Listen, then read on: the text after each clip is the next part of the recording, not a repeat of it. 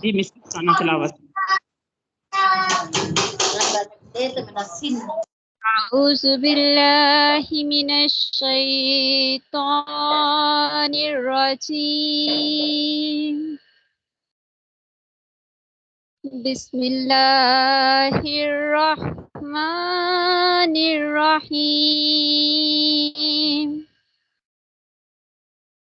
وإذ جاء نصر الله والفتح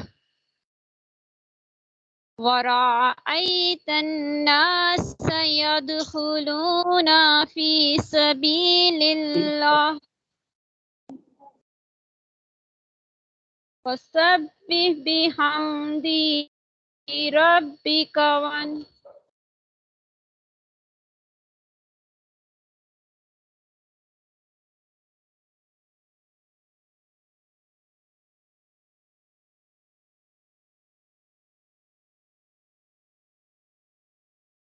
وإذ جاء نصر الله والفتح ورأيت الناس يدخلون في سبيل الله فسبح بحمد ربك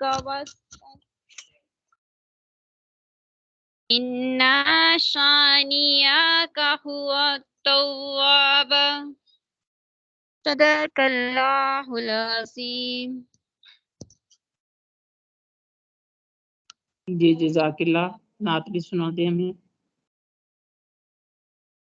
رہے جاتے ہیں یہ ارمان ہائے میرے سینے میں، رہے جاتے ہیں یہ ارمان ہائے میرے سینے میں، نہ کعبہ کی گلی دیکھی نہ پہنچی میں مدینے میں، نہ کعبہ کی گلی دیکھی نہ پہنچی میں مدینے میں، سنا ہے نور کی برسات ہوتی ہے مدینے میں، سنا ہے نور کی برسات ہوتی ہے مدینے میں، الہی ایک چھینٹا آ لگے ہم سب کے سینے پہ، الہی ایک چھینٹا آ لگے ہم سب کے سینے پہ، نہ کعبہ کی گلی دیکھی نہ پہنچی میں مدینے میں، محمد اس طرح تشریف فرما ہے مدینے میں، محمد اس طرح تشریف فرما ہے مدینے میں، کہ جیسے سورہ یاسین ہے قرآن کے سینے میں، کہ جیسے سورہ یاسین ہے قرآن کے سینے میں، نہ کعبہ کی گلی دیکھی نہ پہنچی میں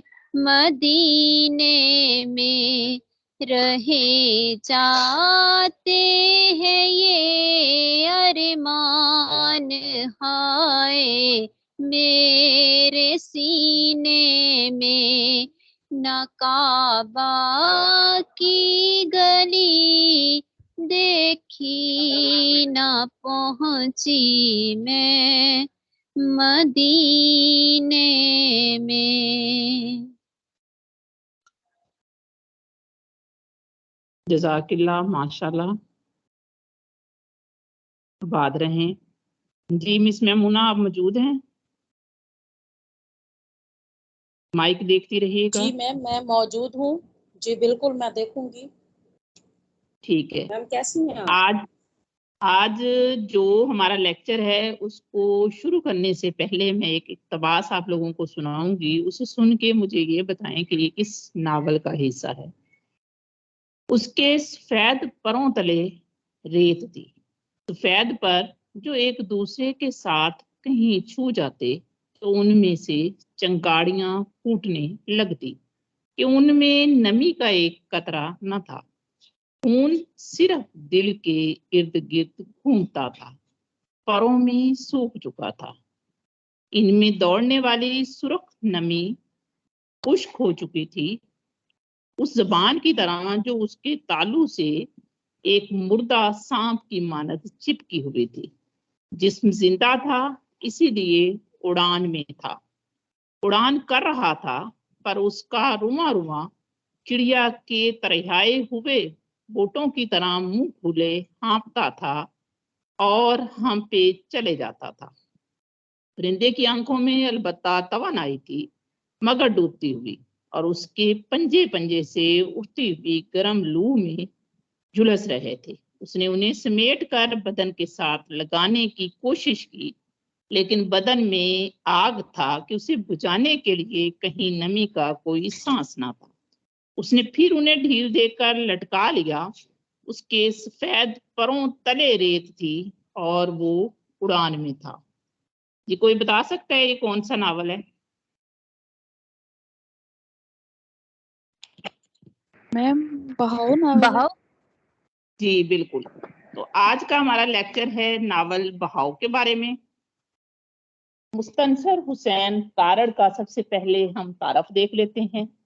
اگر ان کے تعارف کو دیکھیں تو یہ ناول نگار ہیں، سفر نامہ نگار ہیں، صحافی ہیں، کالم نگار ہیں، ڈرامہ نگار ہیں، افسانہ نگار ہیں، اداکار ہیں، اور بچوں کے چاچا جی کے خطاب پر بھی فائز ہیں۔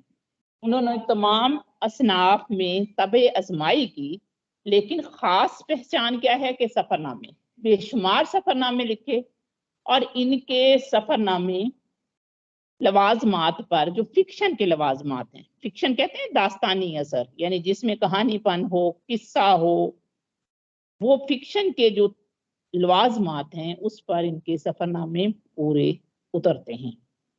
ناول نگاری انہوں نے بعد میں شروع کی۔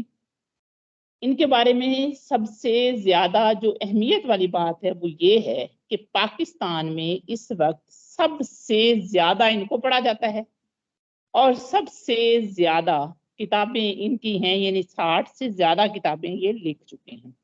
اگر سفر ناموں کی بات کریں تو نکلے تیری تلاش میں سحر انگیز سفر نامہ ہے، ہم پر سحر طاری کر دیتا ہے۔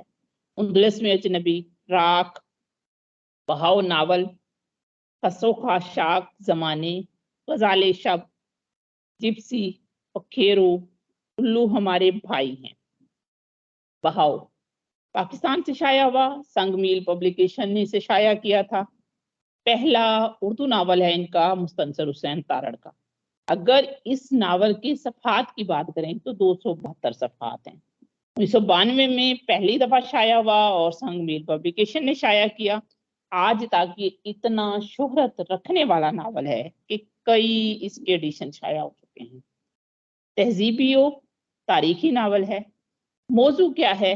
وادی سندھ کی تہذیب کو موضوع بحث بنایا گیا۔ یہ تو عام موضوع ہے۔ اس کا ایک اور موضوع بھی ہے جو میں آخر میں آپ کو بتاؤں گی، جس کے بارے میں آپ نے سوچا بھی نہیں ہوگا۔ وجہ تسمیہ ناول لکھنے کی، सारी रुदाद जो है नावल लिखने की जो वजह बनी, वो मुसलसल हुसैन तारड़ के खुद उनकी ज़बानी हम देख लेते हैं कि दरअसल मुझे रात में उठकर पानी पीने की आदत है।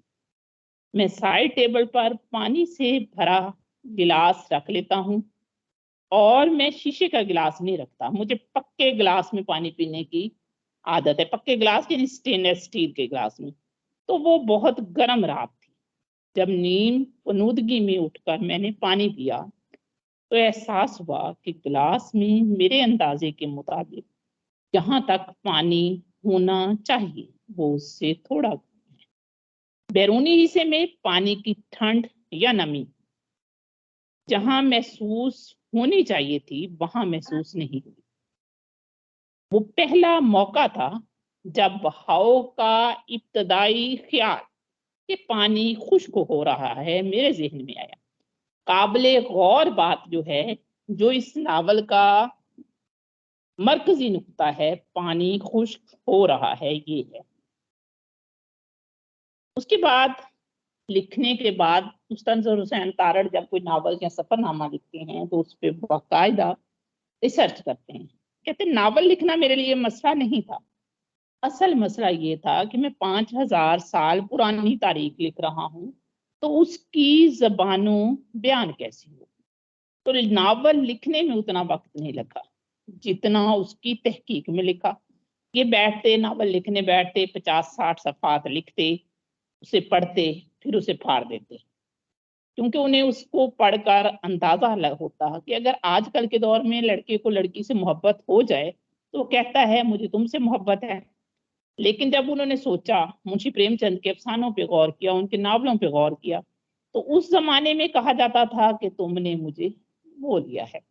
तो ज़बानो बयान कौन सी होनी चाहिए, कैसी होनी चाहिए, जो 5000 साल पुरानी तहजीब की उकासी करे। इस पर तहकीक करने में मुस्तनसर हुसैन तारड़ को ज्यादा वक्त लगा।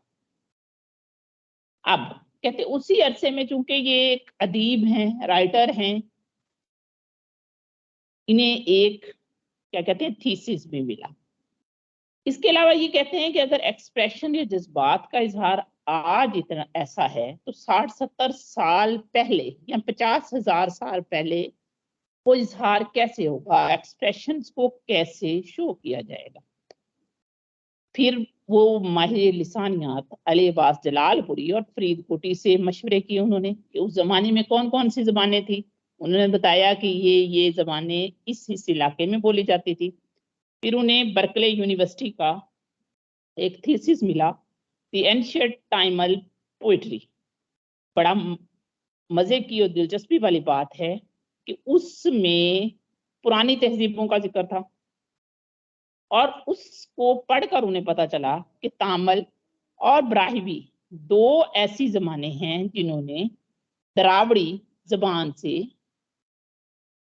अल्फाज लिए हैं या उन जबानों से निकली हैं, यानी द्रावड़ी जबान के असरात जो हैं वो पुराने हैं। तो इस पर उनके जहन में सोच आई कि तामल शायरी में एक्सप्रेशन द्रावड़ी जो बोली आजकल बोली जा रही, क्योंकि मुस्तनसर शायद तो तारड़ तो उस जमाने की बोली नहीं जानते थे, तो इससे मिलता जुलता होगा। तो अब तहकीक उन्होंने द्रावड़ी जबान पे कर दी। द्रावड़ी जबान के जो पुराने अल्फाज थे वो पिक किए, थीसिस पूरे को पढ़ा, उन अल्फाज के जो इशारे थे, जो तासरात थे, जो इस्तारे थे, उनको समझा। फिर उन्होंने नावल लिखा। पूरे नावल को पढ़ें तो उसमें जदीद लफ्ज नहीं मिलेगा। मिसाल के तौर पर जब वो पारोशनी की चाल का जिक्र करते हैं तो चाल को हिरन से या जदीद इस्तारों से तशबीह नहीं देते, बल्कि वो कहते हैं कि उसकी चाल इतनी खूबसूरत थी कि शहद की मक्खियां उसके पीछे पीछे चली जाती या फिर उसके हिप्स कोबरा के खून की तरह थे जिनमें जहर भरा हुआ था, जिससे वो मुझे डर सकती थी। अब ये ज़बानो बयान थीसिस पढ़ा, द्रावड़ी अल्फाज पर तहकीक की, तामल शायरी पढ़ी और कुछ तख्लीकात की, कुछ इख्तरा किया, तो पैटर्न बन गया और उन्होंने इस नावल को लिखना शुरू कर दिया। अब मुस्तनसर हुसैन तारड़ जो हैं कहानियां जब लिखते हैं तो इनके अगर इंटरव्यूज या इनके ऊपर लिखे गए खाके वगैरह पढ़े तो वो कहते हैं कि मैंने जितनी भी कहानियां लिखी बहुत मेहनत से काम लिया। यानी उनकी कहानियों के अंदर रब्त और तसलसल होता है, ताल्लुक होता है, कड़ी से कड़ी मिलती जाती है। यानी उनकी क्या कहते हैं कहानियों में से एक बाब या एक इक्तबास निकाल दें तो उसका वो सीक्वेंस टूट जाता है, उसकी समझ नहीं आती। अगर नावल में वो वाली यानी तसलसल या ताल्लुक ना हो तो फिर वो नावल मुबहिम हो जाता है, कारी उसको दरमियान में से छोड़ छोड़ के पढ़ता है और उसे सही समझ भी नहीं आती। लेकिन मुस्तनसर हुसैन तारड़ की कहानियां, उनके अंदर ज़िमनी कहानियां, उनके वाक़यात बहुत बेहतरीन तरीके से एक दूसरे से अटैच है। यानी एक बाब का ताल्लुक दूसरे बाब से है, एक इक्तबास जुड़ता है दूसरे इक्तबास से। यानी इस पूरे नावल में कोई एक जुमला, कोई एक किरदार या कोई इक्तबास मुबहिम नहीं या ऐसा नहीं कि उसको नावल से निकाल दें। अगर उसको उस नावल से निकालेंगे तो नावल में कमी सी रह जाती है। उन्वान और मौजू में मुमासलियत। मुस्तनसर हुसैन का अगला कारनामा क्या है कि उन्होंने इसके नावल को मिला दिया इसके मौजू से। आप वो पहला मुस्तनसर हुसैन का बयान देखें कि गिलास की सतह पर जमी हुई नमी को देखकर मुझे ये एहसास हुआ कि पानी कम हो रहा है। और अगर इसके उन्वान को देखें बहाव, तो मौजू, उन्वान और उसके अंदर जो मौजू है वो एक दूसरे के साथ लाजिम मलजूम है। और उन्वान को देखकर ही हमें पता चल जाता है कि इसमें बहाव है, चाहे पानी का है, चाहे दरिया का है, चाहे जिंदगी के लोगों का है, जिंदगी की चहल पहल का है। बहाव के मौजू पर इस नावल में बहस की गई और इसी मौजू ने इस पूरे नावल के अंदर तसलसल, रिदम और बहाव की सी कैफियत पैदा कर दी है। अब बहाव नावल जो है, आवाज है, एक मादूम होती या खत्म होती तहजीब, आखिरी आवाज है जो उठती है। और इस नावल को पढ़ने के बाद कारी के जहन में भी एक बहाव या एक तसलसल पैदा हो रहा है कि पानी खत्म हो रहा है, तहजीब खत्म हो रही है। प्लाट। अब बहाव का अगर प्लाट की बात करें तो बुनियादी मौजू है दरियाए सरस्वती की तहजीब या वादी सिंध की कदीम तहजीब। एक ही मरकजी कहानी है, दरिया के किनारे रहने वाले जो तबाह हो रहे हैं, जो खत्म हो रहे हैं।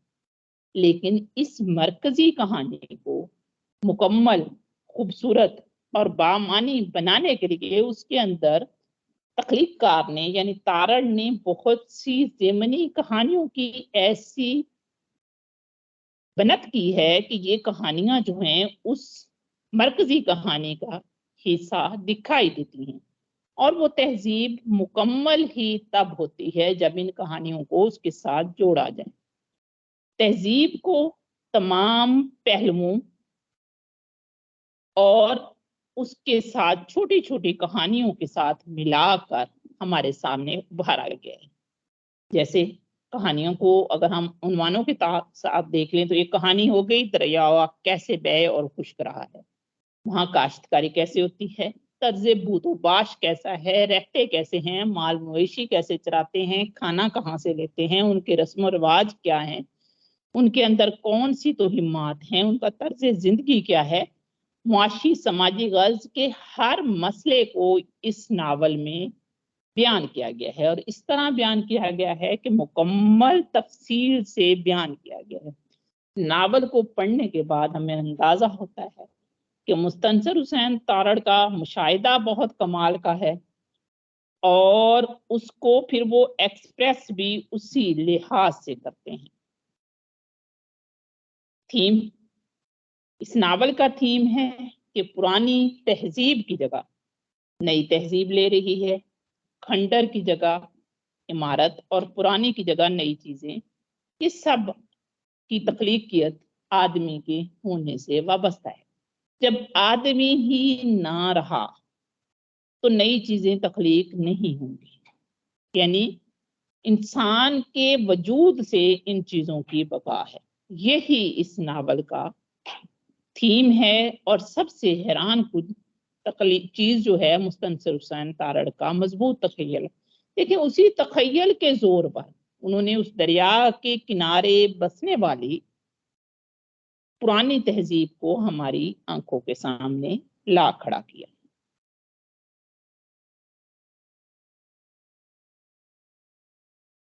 जी, अगर किरदारों की बात करें तो बहुत सारे किरदार हैं और किरदारों के नाम उनके कामों के लिहाज से। पारोशनी जो एक दानश्वर खातून है, पिकली जो मिट्टी के ज़रूब बनाती है, परचन, सिमरू, मामन मासा, गागरी और चीवा। तारड़ साहब ने ये नहीं किया कि मरकजी किरदार को अहमियत दी हो, उन्होंने एक एक किरदार को इस तरह तख्लीक किया है कि उसको यकसा अहमियत दी है और वो उस नावल का हिस्सा बन गया है। तो अब हम एक एक किरदार को देख लेते हैं।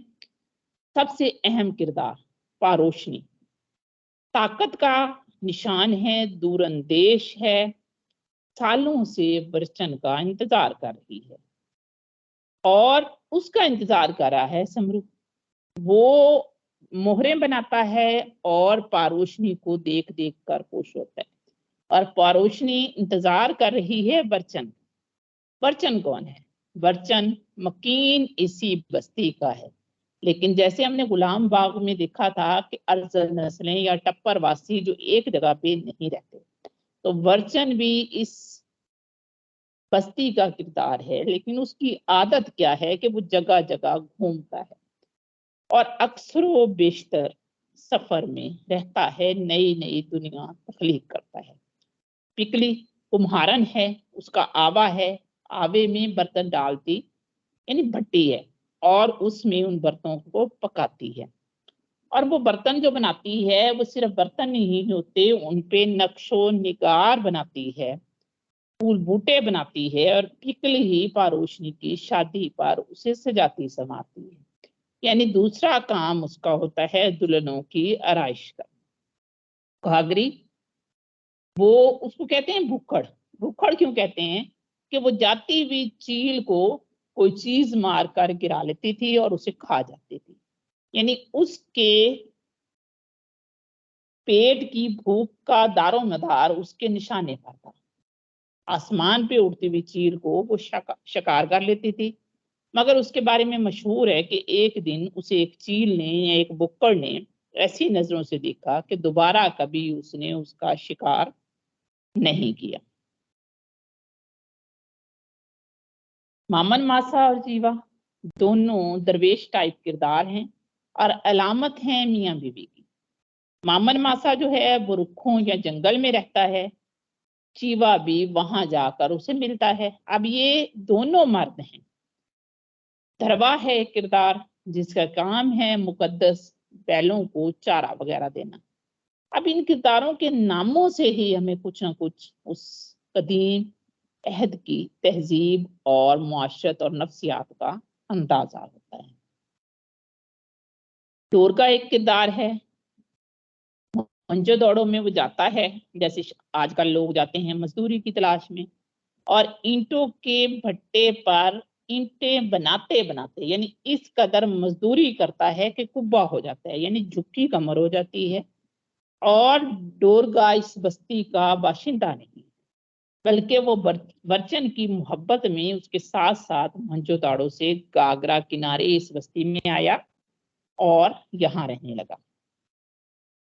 अब हम देखते हैं इस नावल के खुलासे को या इसकी कहानी। सबसे पहले इसका इंतसाब एक नज्म है लिखी हुई है। इसके इंतसाब में सरस्वती जो बड़े पानियों की माँ है और सातवीं नदी है, उसके पानी आते हैं शानदार और बुलंद आवाज में चंगाड़ते हुए। ये नज्म जो है ये हमें बताती है कि जो दरिया था वो किस कदर जोरदार होगा और किस कदर उसकी आवाज, उसका पानी और उसका दबदबा होगा, यानी एक बड़ा दरिया। अब जैसे मैंने बताया कि बहाव रवानी और तसलसल का नाम है और यही बना गया मुस्तनसर हुसैन को नावल निगार। अच्छा, इस नावल में बरे सगीर की जो तरक्की याफ्ता तहजीब है उसका ताल्लुक जोड़ा गया है पंजाब और दरियाए सिंध के किनारे से। बुनियाद क्या है इस नावल की कि बहावलपुर के सहराओं के सफर में निकलते हैं और उन्हें ठीकरियां मिलती हैं, यानी वो कड़ी के साथ कड़ी मिलाते हैं। वो ठीकरियां जो थी वो सिर्फ ठीकरियां नहीं थी, उस पे खुश नजर नकाशी थी। अब आप सोचें कि ठीकरियां बनाता कौन था? वो पिकली बनाती थी, उस पे डिजाइन बनाती थी। तो इस बिखरे हुए सारे कदीमा को भी तारड़ साहब को उन्होंने इस बात पर उकसाया कि वो सोचें कि आखिर ये कौन लोग थे जो इस बस्ती में रहते थे। वो सोचते हैं कि वो कौन लोग थे, फिर वो खुद ही कहते हैं कि इस बस्ती के बासी थे, वो कैसे तख्लीकार थे, कैसा उनका तहजीब व तमद्दन था। तो वो बताते हैं कि इन सारे कदीमा को देखकर मुझे लगा कि अव्वलीन अबादतगार थे, कुदरती और अलाकाई अवामिर थे जिनकी वजह से ये तहजीब खत्म हो गई और यहाँ से चली गई। तो इसी वजह से ये नावल बना। कहानी को देखें तो हजारों साल कबल एक ऐसी बस्ती की कहानी है जो कदीम दरिया गागरा के किनारे बस्ती थी। इस बस्ती से काफी बड़े मोहनजोदड़ो और हरी यूपिया के और हड़प्पा जैसी मुहज़्ज़िब या मुतमद्दन आबादियां थी, मगर ये बस्ती हजारों साल पहले रस्म रिवाज जो हैं उस पर चल रही है। यहाँ के बासी जो है चाहे कुछ भी हो जाए अपने इलाके को नहीं छोड़ते, हत्ता के खरीदो फरोख्त के लिए भी तब जाते हैं जब बेइंतहा जरूरत हो। परचन के अलावा परचन जो था वो घूमता फिरता रहता था और उन्हें दुनिया की खबर कैसे मिलती थी? दुनिया का सिर्फ हिस्सा इसलिए था कि बस्ती के पास से गुजरते हुए जो टप्पर वासियों के काफले थे उनसे वो पूछते थे कि बाकी दुनिया कैसे रहती है, तो उन्हें छोटी छोटी खबरें मिलती थी। दरिया जितना तेज चलता था वैसे ही इनकी जिंदगी का बहाव चलता था, यानी इनकी रोजी का दारो मदार दरियाए घाघरा पर था। उनके खेतों में पानी इस दरिया की वजह से आता था, कुएं इसकी वजह से चलते थे, काश्त इसकी वजह से होती थी। हत्ता के जंगल जो दरियाए घाघरा के किनारे था वो भी इसी दरिया की वजह से। डोबो मट्टी यानी दलदल, सारी जरूरियात इसी बहाव के गिर्द घूमती थी। आप तसव्वुर करें कि दुनिया से कट गए कोने में एक गांव है, उसकी खुराक, उसकी रिहाइश, उसकी टोटल जरूरियात उस दरिया में है। लेकिन उस बस्ती के लोगों ने ये सोच रखा है कि चाहे कुछ भी हो जाए ये हमारी जन्मभूमि है या हमारे रहने की जगह है, हमने इसे नहीं छोड़ना। और दुनिया से इस हद तक वो कट चुका है कि वो ये भी नहीं जानते कि कहाँ या किस इलाके में कौन लोग रहते हैं। उन्हें खबरें मिलती हैं उन्हीं टप्पर वासियों से जो उनके पास से या पक्षीवास गुजरते हैं, उनसे वो पूछते हैं तो उन्हें थोड़ा बहुत पता चल जाता है। जी, सबको समझ आ रही है? कोई प्रॉब्लम है तो बताएं वरना मैं कंटिन्यू रखती हूँ।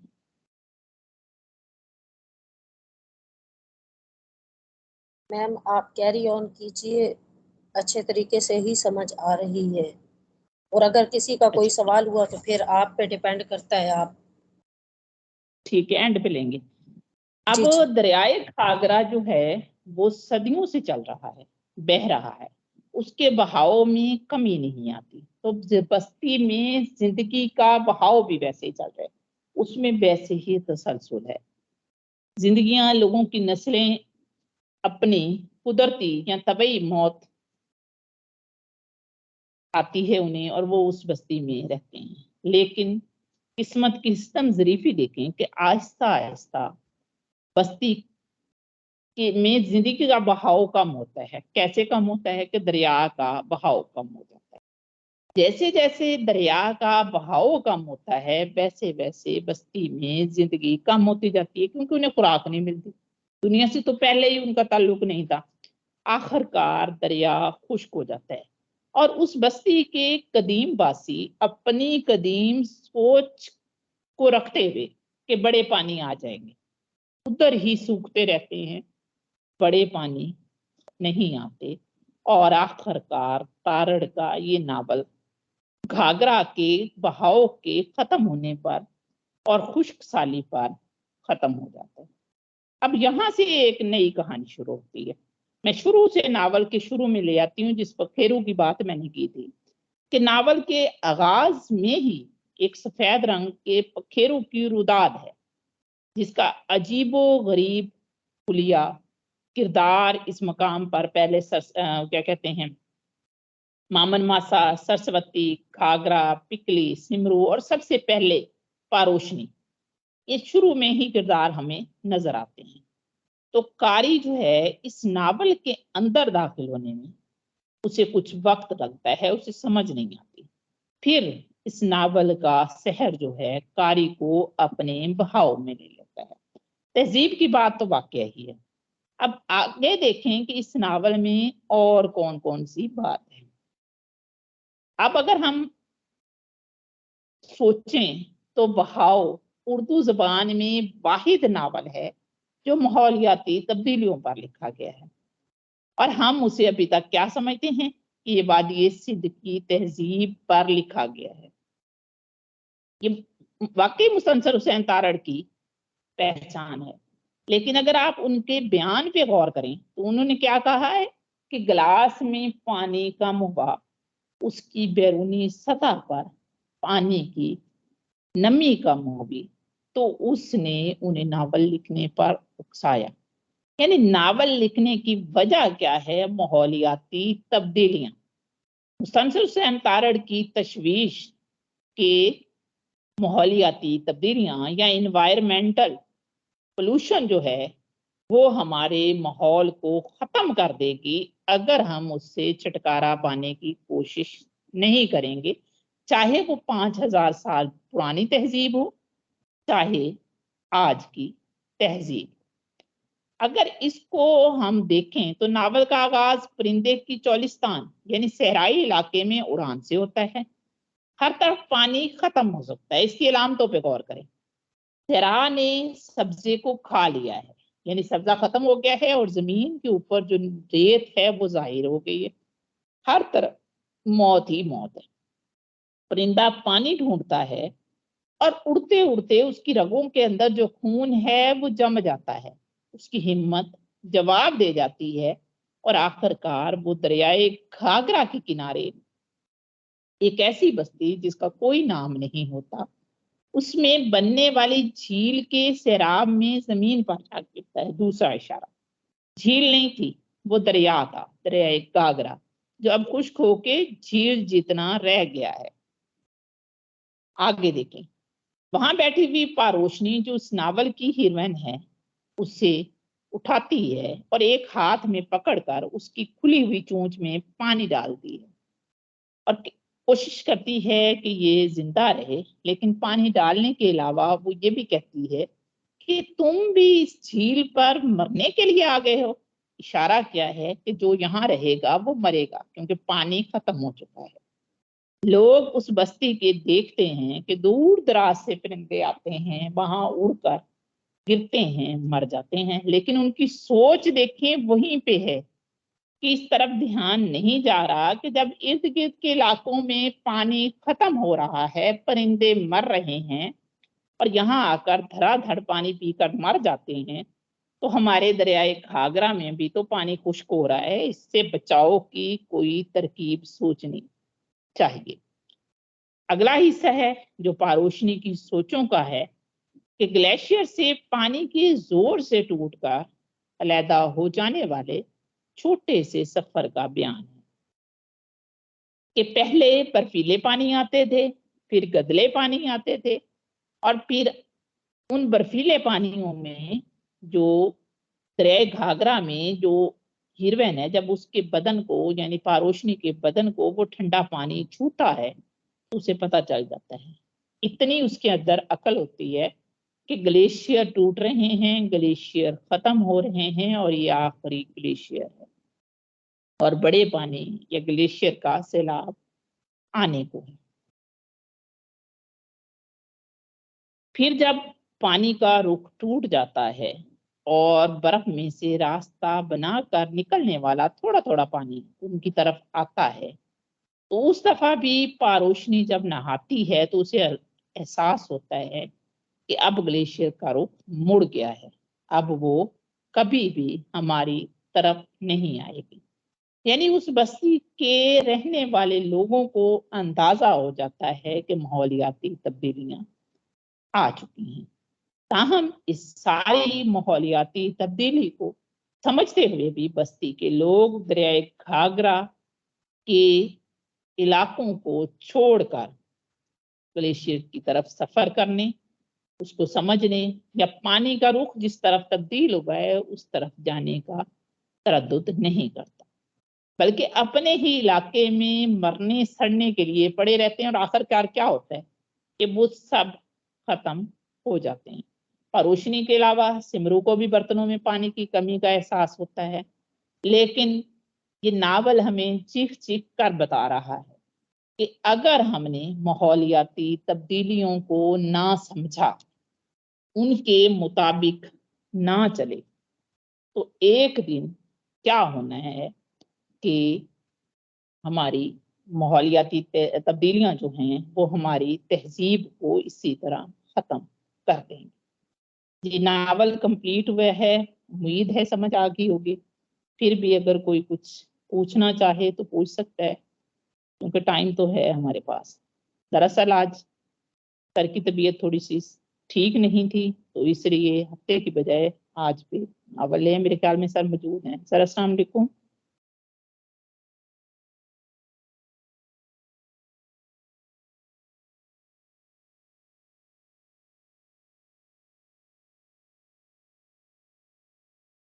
सर आप मौजूद हैं?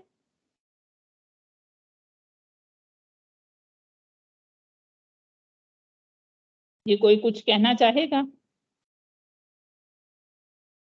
या सब गुमसुम हो गए हैं? अस्सलाम वालेकुम मैम।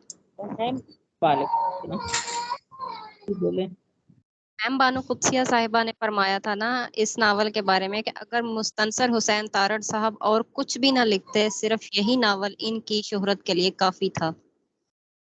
बिल्कुल, इस नावल ने उन्हें सफरनामा निगारों की फहरिस्त से, मैंने पहले भी बताया है, नावल निगार बना दिया। लेकिन खैर उनके सफरनामे भी कमाल की चीज है। जी मैम यहाँ अच्छा, पे मैं भी एक इनको बात कहना चाहूंगी। जी जी बोले। जहाँ पे आपने बताया था ना कि वो जो शिकार करके खाती थी मतलब परिंदों का, उसकी खुराक यही थी। तो एक बार ऐसा क्या हुआ, परिंदे ने क्यों उसे गौर से देखा। देखे, इंसान के जिस्म के अंदर जो ज्यादातर मिकदार होती है वो पानी की होती है, वरना तो वो जिसे कहते हैं ना वो हड्डियों का एक ढांचा सा ही रह जाए। जी जी। और वो परिंदा उसे ऐसे देखता है कि वो डर जाती है। इसका कहीं ये तो इशारा नहीं है जिस तरह थर के या इस तरह चोलिस्तान के जो लोग होते हैं, जब पानी की कमी हो जाती है तो वो बिल्कुल सूख जाते हैं, ऐसे मतलब इंतहाई कमजोर और लागर नजर आते हैं। तो कहीं उसे ये तो डर नहीं पड़ गया था कि कहीं मुझे ही ये ना मार दे। यही अलामत है हर तरफ इस नावल में, यानी इशारा इस तरफ है। अगर इसका एंड को अगर आप देखें ना, मैं आपको थोड़ा सा अगर इसका इक्तबास आप कहें तो मैं आपको दिखाऊं कि इसके एंड में था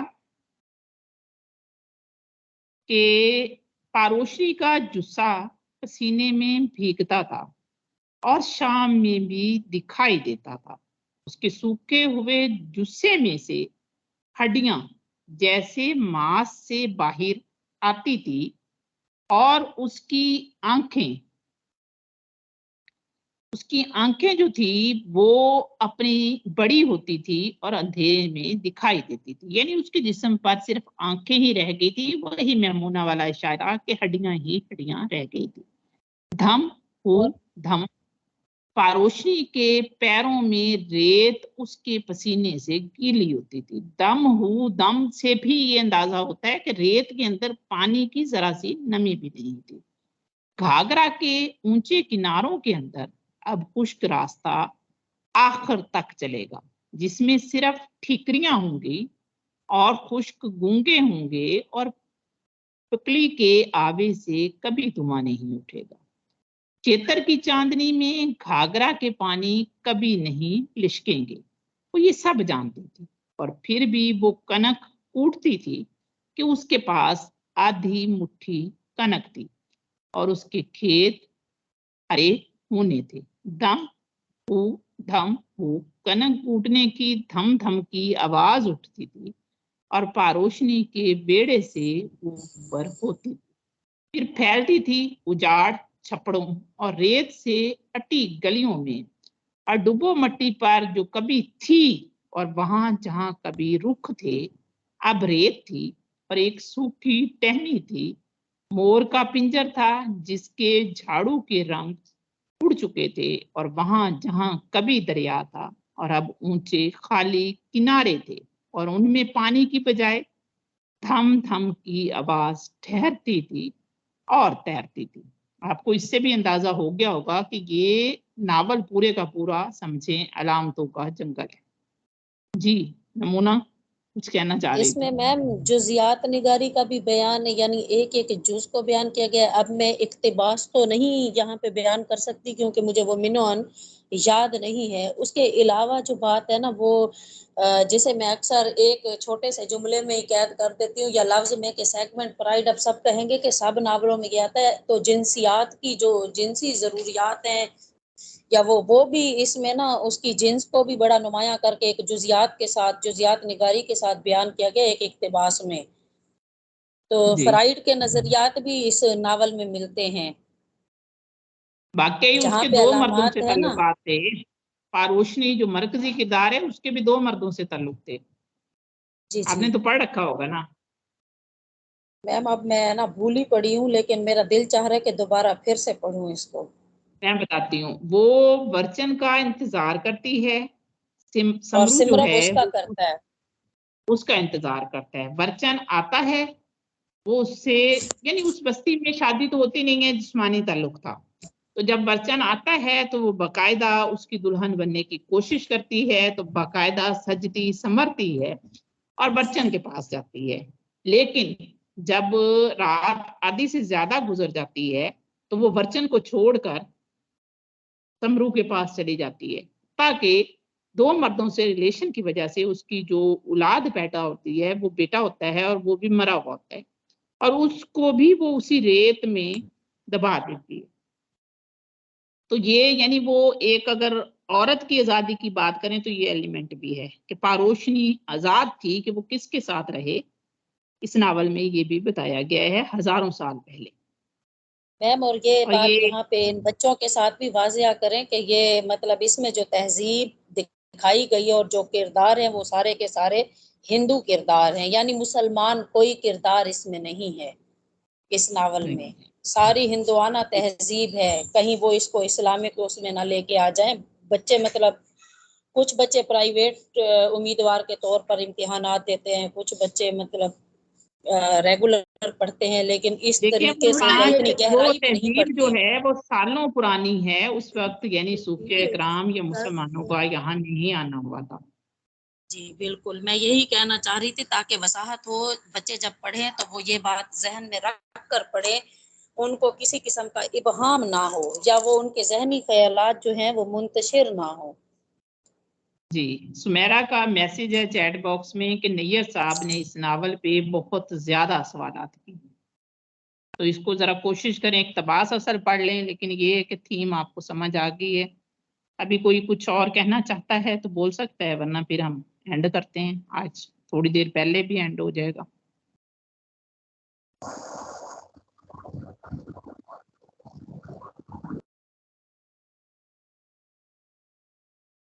चलें जी, मेरे ख्याल में कोई भी नहीं बोलना चाह रहा, इसलिए एंड करते हैं जी। इस नावल के मतलब मोहम्मद एहसन फारूकी ने कहा था कि इस नावल को जो है वो जिंदगी को पेश करने के 2 तरीके से पेश किया गया है। एक उन्होंने कहा था जी कि मुसव्वराना तरीका जो टॉलस्टॉय का था, और दूसरा मंजरिया तरीका था। जी। अच्छा, इस नावल में वो यानी मंजरिया तरीका जो आप बता रही हैं, मुहक्कात निगारी, यानी वो मंजर हमारी आंखों के सामने आ जाते हैं। आ जाता है, तारीख पैदाइश बिल्कुल। थी मुस्तनसर हुसैन तारड़ की तारीख पैदाइश भी बता दूं, 1 मार्च 1939 लाहौर में पैदा हुए हैं। पहली तहरीर थी इनकी हफ्त रोजा कंदील में लंदन से मास्को तक सफरनामा, जो 1959 में शाया हुआ। इनकी पहली किताब अगर आप बात करें, ये लिख लें, आपको क्या कहते हैं काम आएगा। पहली किताब है इनकी निकले तेरी तलाश में। अदाकार के तौर पर इनका पहला ड्रामा था पुरानी बातें, जो 1976 में इन्होंने इसमें अदाकार के तौर पर काम किया था। अगर टेलीविजन ड्रामे की बात करें जो इन्होंने लिखा, तो वो आधी रात का सूरज था, जो 1974 में इन्होंने लिखा। सफरनामे बहुत सारे हैं इनके, जिनमें से मशहूर हैं। दोबारा नमूना क्या चीज वाइस में वाजे करूं, तारीख पैदाइश दोबारा मैं बता देती हूँ, 1 मार्च 1939 नहीं मैम, लाहौर। आपको नहीं कह रही। अच्छा, ये यहाँ पे एक बच्ची है, वो या फिर कोई भाई है मेरे, मुझे ये नाम से समझ नहीं आई है, ज़हूर सदफ या इसी तरह कुछ नाम लिखा हुआ है मुझे सही। मैं उनको कह रही हूँ कि वो कह रही है ना इस नावल में मादर सिरी यानी मादरी जो निज़ाम है उसके बारे में बात कर रही हैं, तो मैंने कहा आप उसको ज़रा वॉइस में यहाँ पे समझा दें। जी ये उसी निज़ाम के बारे में, यानी आप बोलेंगे या बोलेंगी? हेलो मैम, मैं समझ चुकी हूँ, लेकिन अस्सलाम आप बता दें मादर सिरी निज़ाम क्या होता है। वालेकुम मैम, कैसी हैं वालेकुम, शुक्र अल्हम्दुलिल्लाह, आप सुने। मैम? इसमें मादर सिरी तहजीब को बयान किया गया है कि पहले जो आज से कई हजार साल पहले जो है एक औरत 2 मर्दों के साथ रह सकती थी, यानी ये तहजीब, उस तहजीब को भी इसमें डिस्कस किया गया है सबसे पहले जो तो ये मैंने मुझे पढ़ा हुआ है बताएं, उसके। हाँ जी, मादर सिरी निज़ाम क्या होगा, जी जी मैम, याद है काफी आपको या अर्सा पहले पढ़ा है, बताएं? अब काफी चीजें भूल चुकी हैं मतलब। यानी मादर सिरी निज़ाम ये होगा, मादर कहते हैं यानी माँ को, या सरबरा, सिरी सरबरा यानी औरत, उस निज़ाम में जी एक यानी मरकज के तौर पर काम करती थी, सरबराह के तौर पर काम करती थी, यानी आजाद थी। ये वो दौर जी है जब बहुत पुरानी तहजीब होती थी, कोई कानून नहीं होता था। मर्द और औरतें, जैसे इस नावल में है, पक्की वासों की सूरत में रहते थे, 30-50-100 लोग इकट्ठे रहते थे। तो खाना बदोश थे, फितरत से गहरा ताल्लुक था, गीत रक्स इनकी जिंदगी थी, और जिन्स की भी आजादी थी। ना तो कोई कानून था, ना औरत और मर्द के दरमियान फर्क था। इसको मादरसरी निजाम कहते हैं। जब जी आजकल मैम, का दौर जो शुक्रिया। है ना, इसमें मर्द की बर्तरी है, उस दौर में बर्तरी नहीं थी। मैम, जी चले। इस्लाम के आने से मर्द को मतलब मर्तबा, इज्जत, रुतबा, एक नाम मिला है कि अल्लाह ने उसे मजाजी खुदा का रुतबा दिया है। मतलब ये इस्लामिक हवाले से बात कर रही हूँ। जो नावल लिखा गया है वो हिंदुआना तहजीब के तहत लिखा गया है, और पहले की तहजीबें इसलिए भी तबाह हुई हैं कि औरत ज़दा माशरा, नहीं, कुछ इस तरह भी इसकी, थोड़ा। इस नावल की जो वजह है वो मैंने बता दी है जी। मिसिज काशिफ कह रही हैं कि और मुस्तनसर हुसैन तारड़ का आप तारफ लिखवा दें, तो मैं लिखवा रही हूँ जी। तारीख पैदाइश 1 मार्च 1939 लाहौर में। पहली तहरीर कंदील रिसाले में इन्होंने लिखी थी 1959 में लंदन से मॉस्को तक सफरनामा था इनका। पहली किताब निकले तेरी तलाश में, ये भी सफरनामा था। पहला टेलीविजन ड्रामा में इन्होंने अदाकार के तौर पर काम किया था वो था पुरानी बातें, 1976 में ये लिखा था। टेलीविजन ड्रामा 1974 में लिखा था और वो था मुसन्निफ के तौर पे आधी रात का सूरज। मशहूर सफरनामों की अगर हम बात करें, निकले तेरी तलाश में, हुंजा दास्तान, याक सराय, खाना बदोश, चिप्सी, मुदलस में अजनबी, नांगा पर्वत। नावल और नावलेट की बात करें तो फाख्ता बहुत मशहूर नावल है, खेरू, देश हुए परदेश, चिप्सी, प्यार का पहला शहर। कालम ये लिखते थे गुजारा नहीं होता, चक चक, कारवां सहराए और उल्लू हमारे भाई। मशहूर ड्रामे इनके थे मूरत, हजारों रास्ते, सूरज के साथ साथ परवाज। अच्छा, सफरनामा इनका जो सबसे पहला मशहूर हुआ था नावल तो मैंने बता दिया, वो था निकले तेरी तलाश में। टेलीविजन की नशरियात में पहले ये मरकजी मेहजबान थे और 4.5 साल तकरीबन 5 साल इन्होंने नशरियात की। इनकी बाज तहरीरें जैसे निकले तेरी तलाश में, सॉरी, प्यार का पहला शहर, ये मॉस्को यूनिवर्सिटी के सिलेबस में शामिल है, यानी मुख्तलिफ यूनिवर्सिटियों में इनका जो सफरनामे हैं सिलेबस के हवाले से शामिल हैं। बहावलपुर यूनिवर्सिटी में इनके ऊपर थीसिस लिखा गया है फन और शख्सियत पर। इसके अलावा इनकी दिलचस्पी जो थी नावल, ड्रामे, सफरनामे के अलावा ये मुसव्वरी से दिलचस्पी रखते हैं, गंधारा तहजीब से दिलचस्पी रखते हैं और आर्कियोलॉजी में भी ये दिलचस्पी रखते हैं। चलें जी, एंड करते हैं फिर। जी, ये नूरीन क्या कहना चाह रही हैं?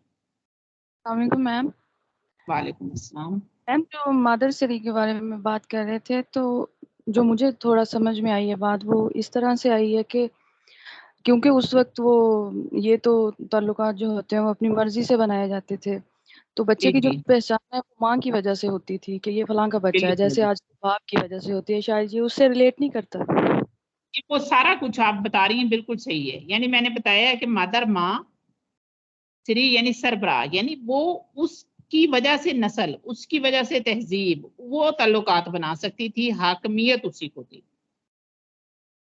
जी, ये अननोन यूजर के नाम से कोई कुछ कहना चाह रहा है? मैं सर समझी थी। अस्सलाम वालेकुम मैम। वालेकुम अस्सलाम।